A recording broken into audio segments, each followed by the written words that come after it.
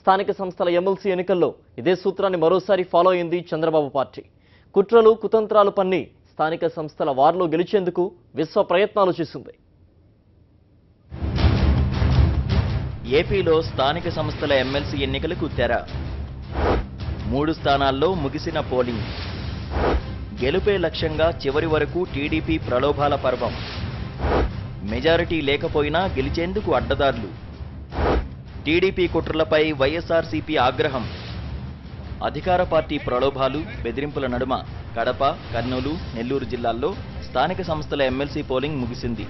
సాయంత్రం 4 గంటల వరకు పోలింగ్ కొనసాగింది. వైఎస్ఆర్ జిల్లా ఎమ్మెల్సీ స్థానానికి 99% పైగా పోలింగ్ నమోదైంది. జమ్మలమడుగులో ఉన్న 304 ఓట్లు, ఇక రాజంపేటలో ఉన్న 228 ఓట్లు పోలయ్యాయి. కడపలో 308 ఓట్లకు గాను 307 ఓట్లు పోలయ్యాయి. జమ్మలమడుగులో వైఎస్ఆర్సీపీ అధినేత వైఎస్ జగన్మోహన్ రెడ్డి, కడప ఎంపీ అవినాష్ రెడ్డి, ఎమ్మెల్యే శివప్రసాద్ రెడ్డితో పాటు పలువురు ప్రజాప్రతినిధులు ఓటు హక్కు వినియోగించుకున్నారు. ఇక రాజంపేటలో పార్టీ అభ్యర్థి వైఎస్ వివేకానంద రెడ్డి ఓటు వేశారు. కర్నూలు జిల్లా ఎమ్మెల్సీ స్థానానికి కర్నూలు, నంద్యాల, ఆదోనిల్లో పోలింగ్ సాయంత్రం 4 గంటల వరకు కొనసాగింది. జిల్లాలో మొత్తం 99% పోలింగ్ నమోదైంది. ఆదోనిలో 391 ఓట్లకు గాను 389 ఓట్లు, నంద్యాలలో 307 ఓట్లకు గాను 304 ఓట్లు పోలయ్యాయి. ఇక కర్నూలులో 386 ఓట్లకు గాను 384 ఓట్లు పోలయ్యాయి.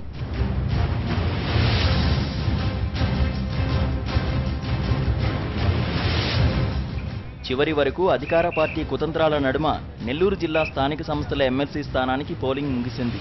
సాయంత్రం 4 గంటల వరకు పోలింగ్ కొనసాగగా 99% పైగా పోలింగ్ నమోదైంది. ఆత్మకూరులో ఉన్న 140 ఓట్లు, నాయుడుపేటలో ఉన్న 111 ఓట్లు పోలయ్యాయి. నెల్లూరులో 261 ఓట్లకు గాను 260 ఓట్లు పోలవగా, కావలిలో 158 ఓట్లు పోలయ్యాయి.